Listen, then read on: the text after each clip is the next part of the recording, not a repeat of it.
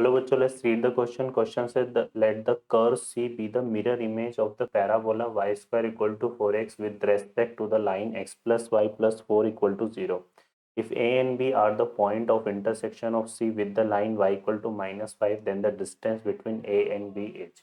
चलिए सॉल्व करते हैं इस प्रॉब्लम को. तो यहाँ पर देखिए हमारे पास क्या दिया हुआ है, एक पैराबोला दिया हुआ है y square equal to 4x, और हमें इसकी क्या चाहिए, मिरर इमेज चाहिए इस लाइन के रेस्पेक्ट में, है ना. इस लाइन के रेस्पेक्ट में हमें चाहिए इसकी mirror image with respect to x plus y plus 4 equal to 0. तो हम यहाँ पे y square equal to 4x है. क्या है ये, y square equal to 4x, ये हमारे पास पैराबोला है. ठीक है, तो इसकी मिरर इमेज हमें इस लाइन के रेस्पेक्ट में चाहिए. तो यहाँ इस पर एक पॉइंट ले लेते हैं. क्या पॉइंट ले लेते हैं, टी स्क्वायर कॉमा 2t. ठीक है, ये इसका पैरामेट्रिक कोऑर्डिनेट हो जाएगा, और इस पॉइंट का मिरर इमेज फाइंड करते हैं इस लाइन के रेस्पेक्ट में. तो देखिए कितना आएगा, x minus t square upon 1, y minus 2t upon 1, और इक्वल टू यहाँ से आ जाएगा हमारे पास माइनस ट्वाइस ऑफ ये हो जाएगा T square plus 2t plus 4 and upon कितना आ जाएगा, 1 स्क्वायर प्लस 1 स्क्वायर. ठीक है, ये फॉर्मूला होता है x minus x1 upon a y minus y1 upon b equal to minus twice of a x1 b y1 plus c upon a square plus b square. A और b क्या होते हैं यहाँ पे, कॉफिशिएंट ऑफ एक्स आई होते हैं line में. ठीक है, जो क्लियर हो गया आपको. अब यहाँ से हम देखते हैं, तो ये तो हमारा कैंसिल हो जाएगा. तो यहाँ से क्या बचेगा, x minus t square equal to, इसको ले लेंगे, तो माइनस का t square minus 2t minus 4, तो इससे ये कैंसिल हो गया. तो यहाँ से x इक्वल टू कितना आ गया, माइनस 2t माइनस 4, और एक यहाँ से हम ले लेंगे y minus 2t equal to minus का टी स्क्वायर माइनस का 2t माइनस 4, तो ये कैंसिल हो जाएगा. तो y इक्वल टू कितना आ जाएगा, माइनस टी स्क्वायर माइनस 4.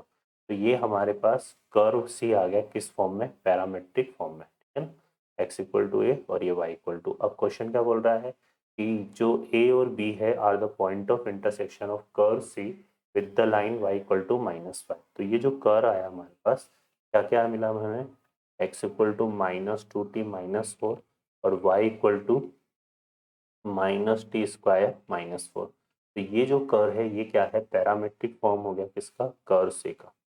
क्या है ये, पैरामेट्रिक फॉर्म किसका है, ये कर्व सी का. ठीक है, और ये कर्व सी को हम सॉल्व करेंगे किसके साथ, y इक्वल टू -5 के साथ regarding to point A and B.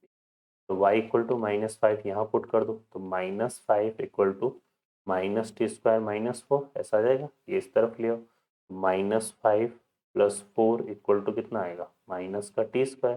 तो यहाँ से कितना मिला, टी स्क्वायर इक्वल टू 1, यहाँ -1 और माइनस से माइनस कट जाएगा, तो टी स्क्वायर इक्वल टू, तो टी इक्वल टू कितना आ गया, +-1 आ गया. अब टी को जो ये वैल्यू आ रही है उसको यहाँ पुट करते हैं.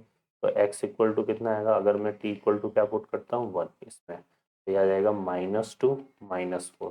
तो x इक्वल टू कितना आ रहा है भाई, -6. और अगर t इक्वल टू -1 पुट करते हैं यहाँ पे, तो ये x इक्वल टू कितना हो जाएगा, -2 इंटू -1 -4, यहाँ पे माइनस है ना. तो x इक्वल टू 2 -4 आएगा. तो ये कितना आ जाएगा, x इक्वल टू -2.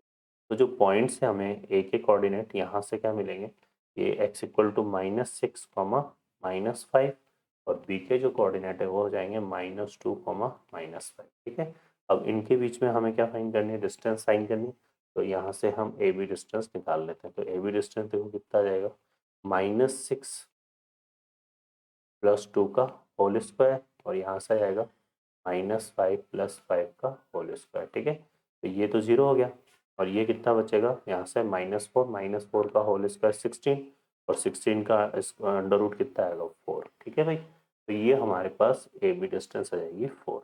ओके बच्चों, तो इस तरह से हमें ए बी फाइंड करना है. I hope you understand. Best of luck.